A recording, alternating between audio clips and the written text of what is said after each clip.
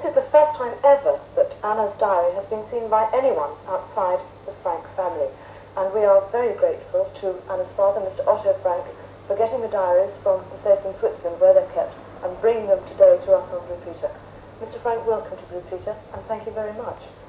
This is only one volume of Anna's diary. Were there more than that?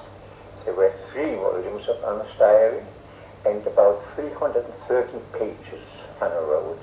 Anna wrote an awful lot, but do you know what the first words were she wrote in her first diary? Of course, and I want to read them in English because Anna wrote in Dutch. Right. She wrote, "I hope I shall be able to confide in you completely, as I have never been able to do to anyone before, and I hope that you will be of great support and comfort to me."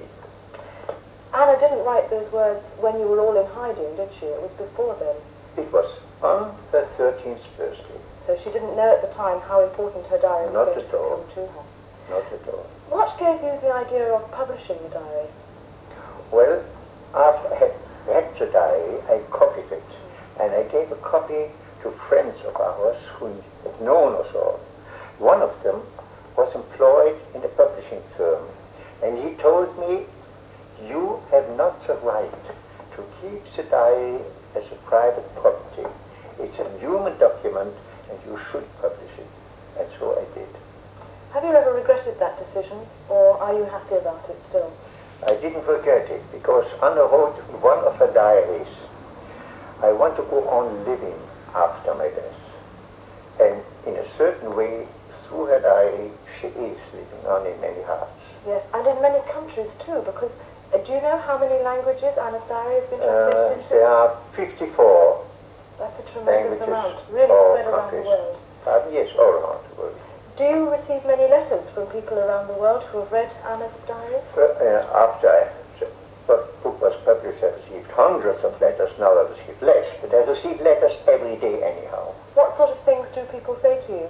Well, that's different from the age of the people who read it. If they're small children or grown-ups or teachers. But I should say, if young people are writing to me, after having read the diary, I start to think that is for me one of the most precious. Anna, in her diaries, comes across as a very optimistic and very cheerful girl. Was she like that? Well, she showed herself like that.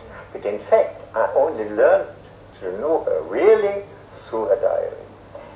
Did you ever read her diary while she was writing it? No, never.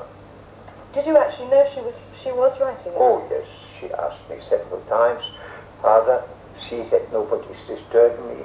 I want to write in my diary." I know that there is an Anna Frank Foundation, Mr. Frank. What is the purpose and the aim of it?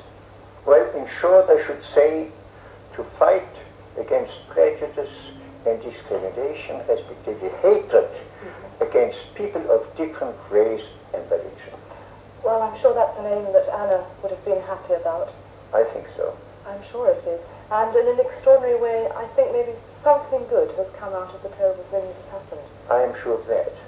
Do you think many people have used this book as an inspiration in Many moments did, of... and it changed even many lives. Yes. I know from young people who wrote me, after I have read Anna's diary, I choose to be a teacher or a doctor or even a clergyman. Very briefly, Mr. Frank, did it give you inspiration and courage to get through your ordeal? Every day. Mr. Frank, thank you very much indeed on behalf of me, and thank you very much on behalf of all the Blue Peter viewers who saw the film about Anna Frank and who wrote to us. I know they'll have been delighted and very moved to have seen Anna's real diaries. Thank you. We are there. Frank, it's a great pleasure to meet you. And as I said on Thursday, the diary really is one of the most precious objects we've ever had in the Blue Peter studio. Thank you very much.